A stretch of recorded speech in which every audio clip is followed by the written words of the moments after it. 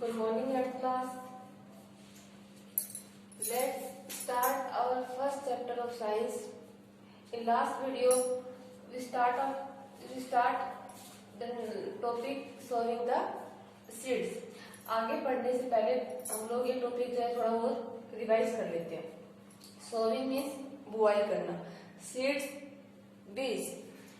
Sowing जो है process कौन सा होता है? Sowing is the process of putting the seed in the soil. कि बुआई किसे बोला जाता है? बीजों को मिट्टी में डालना. बीजों को मिट्टी में डालने का जो प्रोसेस होता है वो होता है सोविंग. इसके लिए किसान क्या करते हैं? पहले तो बीजों का चुनाव करते हैं. बीज कैसे होने चाहिए? सीड जो है हेल्दी होनी चाहिए, गुड क्वालिटी के होने चाहिए. बुआई से पहले उनको प्रॉपरली सुखाया जाता है. ये ध्यान में रखा जाता है कि उन पर फंगस वगैरह तो नहीं लगी हो, या फिर उनके अंदर वीड्स जो है वो मिक्स ना हो. वीड्स किसे बोलते हैं? Unwanted plant that grow with crop. Weeds को रिमूव करना क्यों जरूरी हो जाता है? क्योंकि अगर वीड्स फसल के साथ हैं तो क्या करते हैं कि ये प्रॉपर जो न्यूट्रिएंट्स होते हैं वो प्लांट्स तक नहीं पहुंचने देते, खुद ही अब्जॉर्ब कर लेते हैं. नहीं सनलाइट प्रॉपर्ली प्लांट्स तक पहुंच पाती तो उनको रिमूव करना जरूरी हो जाता है. क्योंकि बीज जो है उसके साथ वीड्स के जो बीज है वो भी मिक्स होते हैं तो उनको उससे अलग कर दिया जाता है. नेक्स्ट है कि फ्री फ्रॉम एनी इन्फेक्शन. कि बीज ऐसे चुने जाते हैं जिनके अंदर कोई भी डिजीज ना हो या इन्फेक्शन से वो फ्री हो. अगर ऐसे बीज हमने ऐसे बीजों को सिलेक्ट कर लिया जो पहले से अनहेल्दी है, जो फसल होगी तो वो भी कैसी होगी? सही नहीं होगी. नेक्स्ट है स्टोर्ड इन स्ट्रॉन्ग बैग. कि जो बीज होते हैं उनको मजबूत बैग्स के अंदर, स्ट्रॉन्ग बैग्स के अंदर स्टोर करके रखा जाता है ताकि इंसेक्ट्स वगैरह उनका इसमें सीड के ऊपर कोई असर ना हो. Free from insect and paste. Paste मतलब कीटनाशक, जो कीड़े मकोड़े होते हैं उनको उससे फ्री रखा जाता है.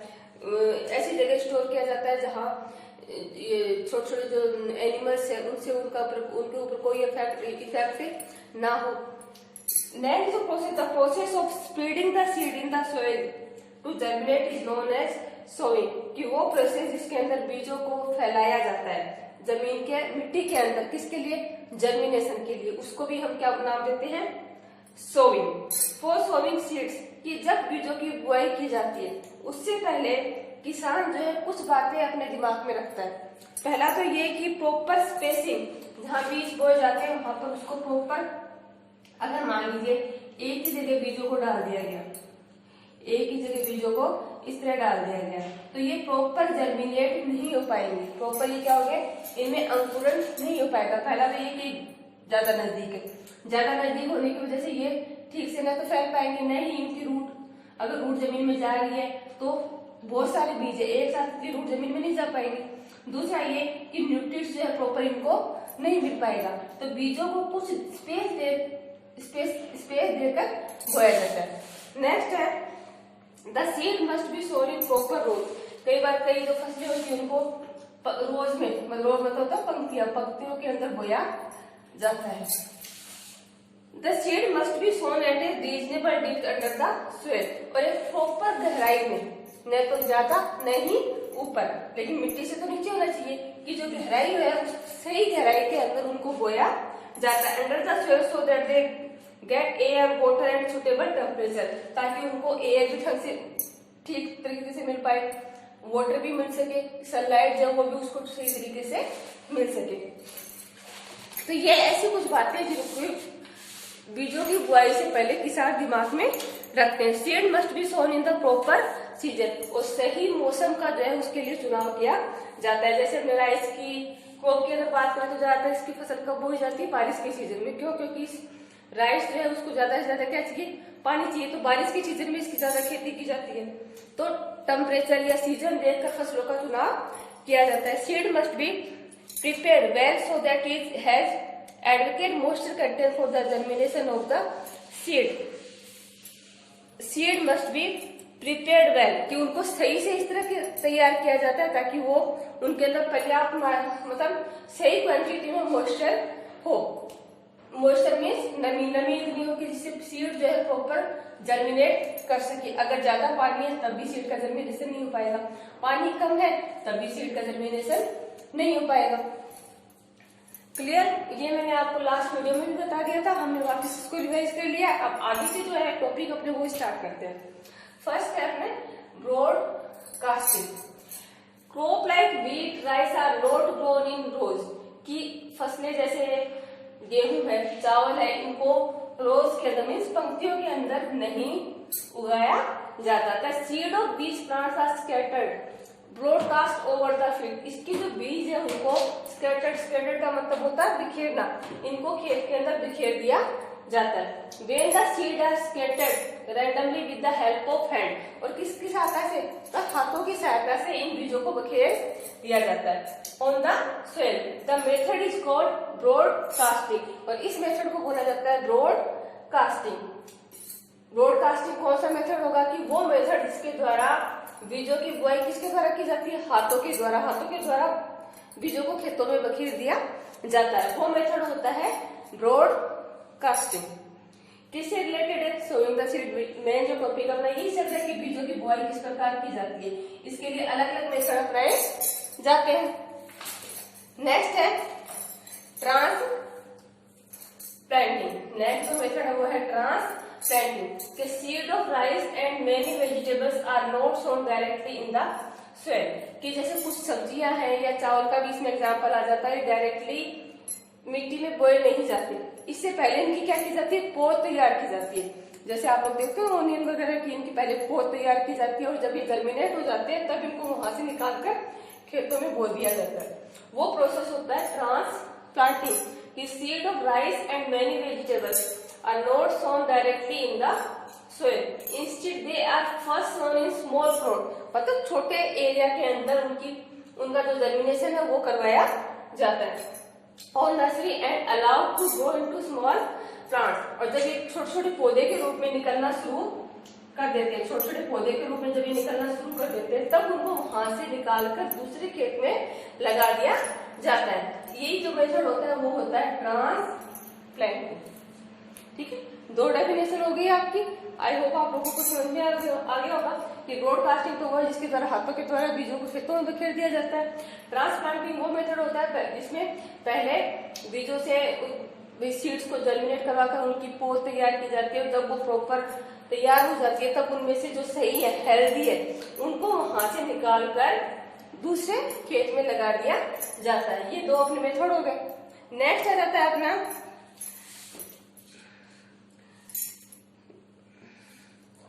Manure and fertiliser. नेक्स्ट जो टॉपिक अपना वो है मैन्यूर एंड फर्टिलाइजर।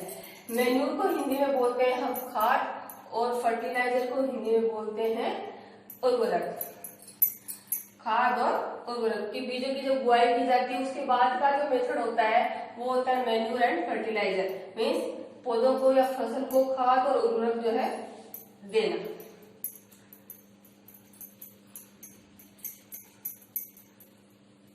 ये ज्यादातर आपके एक नंबर के क्वेश्चन में इस चैप्टर में से पूछा जाता है कि difference between manure and fertiliser.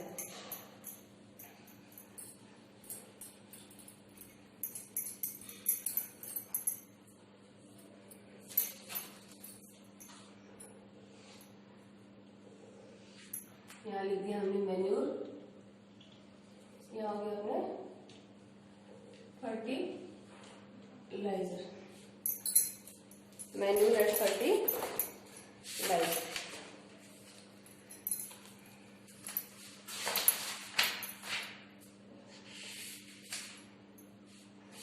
अब जैसे फसलें जब बोई जाती है तो क्या होता है कि जैसे एक बार में एक फसल बोई जाती है तो उससे क्या होगा, मिट्टी के अंदर, सोइल के अंदर जो न्यूट्रिएंट्स है उनकी कमी हो जाती है। तो उनकी कमी, जैसे हमारी बॉडी के लिए, बॉडी की ग्रोथ के लिए प्रोटीन है, कार्बोहाइड्रेट है, विटामिन है, मिनरल्स है, ये जरूरी है। वैसे ही जो क्रॉप है उसके लिए भी न्यूट्रिएंट्स जरूरी है।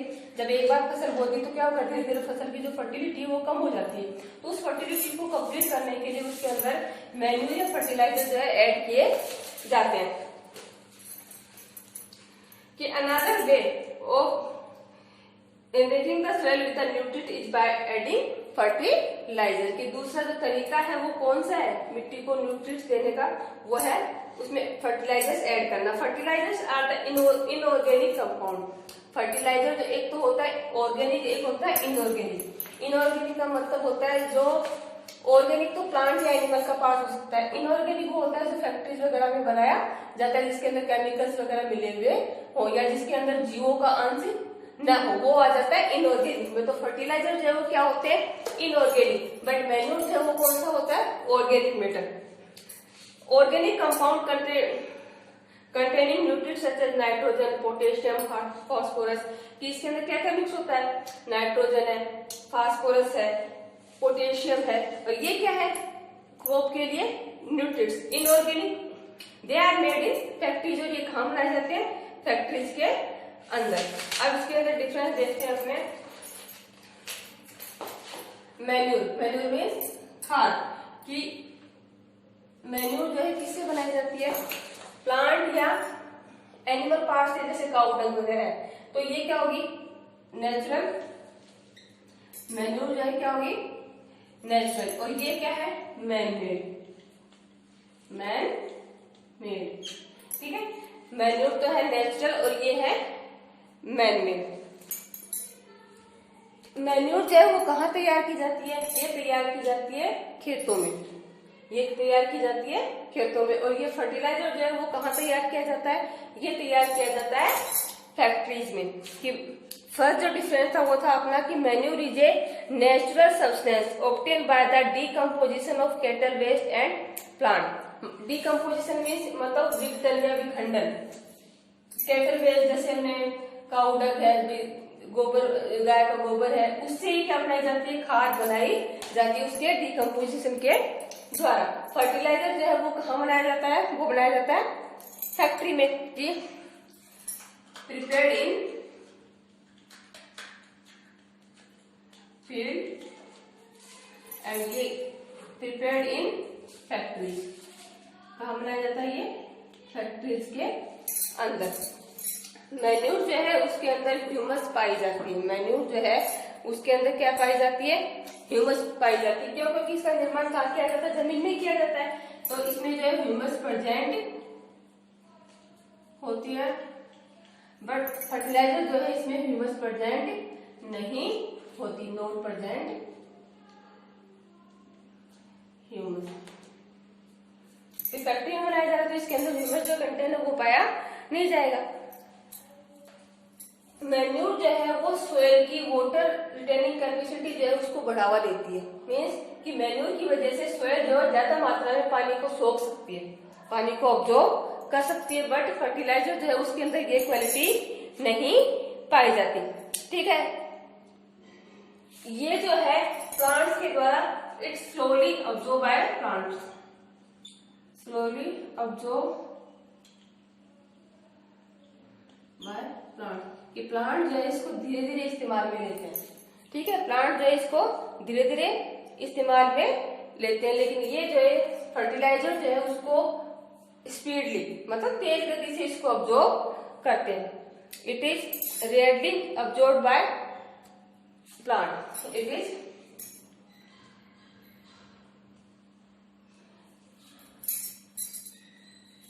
रेयरली ऑब्जॉर्ब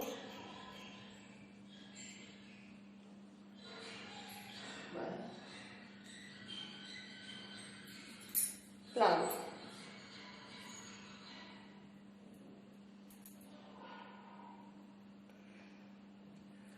ये जो है इसको आसानी से बैग, जैसे अपने फर्टिलाइजर्स की बात करते हैं तो एक इनके अंदर लाया जाता है, ज्यादातर बोरी या कट्टे में जो छोटे छोटे प्लास्टिक के बैग्स वगैरह जो होते हैं उसके अंदर इसको लाया जा सकता है। बट इसके साथ ऐसा नहीं है, इसमें जो इसको एक तरह का बल्कि मटेरियल है ये, तो न तो इसको बैग्स वगैरह के अंदर स्टोर किया जाता है, न ये अपने बोलते हैं बोरी वगैरह, उसके अंदर भी इसको स्टोर नहीं किया जा सकता। ये मैन्यूर जो है अगर ज्यादा मात्रा में इस्तेमाल किया जाता है तो वो हमारे लिए हार्मफुल नहीं है, बट फर्टिलाइजर जो है वो हमारे लिए हार्मफुल है, नॉट हार्मफुल, नॉट हार्मफुल। ये क्या है हमारे लिए, अगर इसको ज्यादा मात्रा में हम इस्तेमाल में लेते हैं तो ये हमारे लिए हार्मफुल है।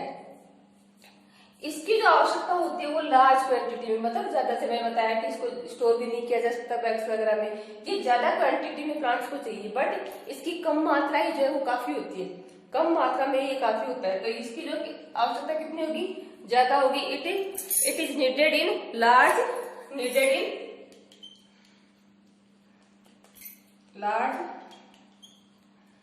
Quantity,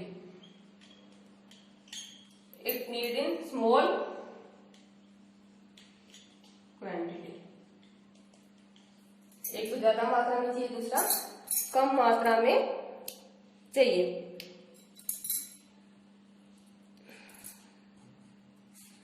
clear?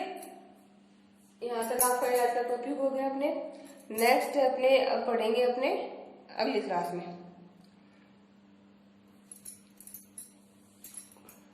या चलो एक छोटा टॉपिक और कर लेते हैं कि मैन्यूर और फर्टिलाइजर का डिफरेंस आ गया होगा आप लोगों को समझ में। पहला तो ये कि मैन्यूर जो है नेचुरल है, फर्टिलाइजर मैन मेड है। मैन्यूर को घर पे बनाया जा सकता है, खेतों में बनाया जा सकता है, इसको बनाया जाता है फैक्ट्री में।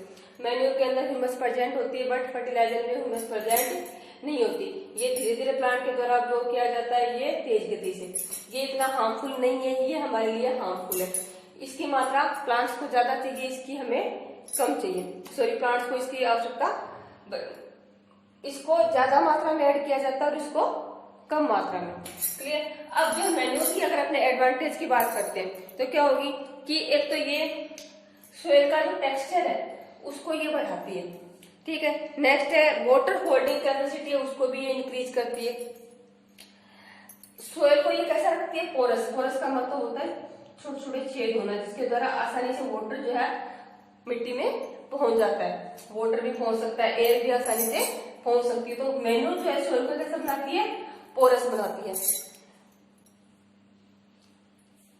मैन्यूर की प्रेजेंट में जो फ्रेंडली माइक्रो ऑर्गेनिजम्स है वो मिट्टी में, सोइल में ज्यादा से ज्यादा ग्रोथ करते हैं, जिनकी मिट्टी सोइल को आवश्यकता है, नीड है, और क्या करते हैं, सोइल की फर्टिलिटी को भी बढ़ाते हैं। तो अगर मैन्यूर है तो मैन्यूर की प्रेजेंट में माइक्रो ऑर्गेनिज्म जो है वो ज्यादा ग्रोथ करते हैं। तो ये तो किसकी एडवांटेज हो गई, मैन्यूर की।